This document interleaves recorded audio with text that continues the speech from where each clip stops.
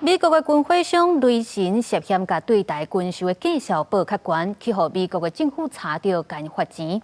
不过，咱的国防部说是无先发现，是等到美国甲咱通知，才知影咱买了有较贵，这就引发朝野的立委来批评。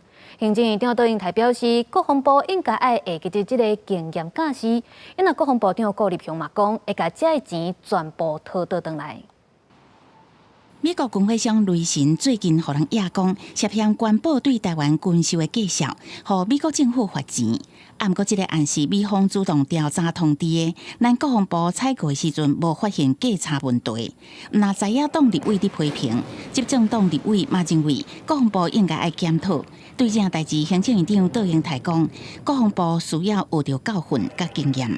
这个经验告诉国防部，未来在资讯的比对。 以及在各种价钱的合理性上面，他们应该用这个经验，来让所有的国际合约能够在更合理的状况下。我想我们会全数讨回来。进行相关司法程序之后呢，那会将我们被高估的这样子的一个雷神公司的不当得利的款项会全数还给我们。所以我想这样子的一种防弊的一个措施呢，足以彰显就是说军售的机制还是有保障。 国防部长顾立雄指出，美国司法部已经甲雷神达成认罪协商，相关的金额咱方会全部讨倒转来。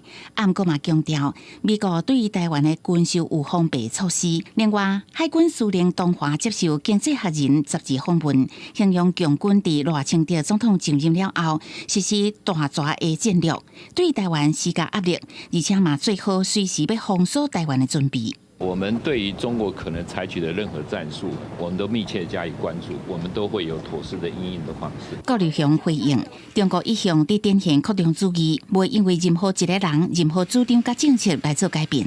对中国可能的战术，咱方拢会密切注意，甲好好应对。记者综合报道。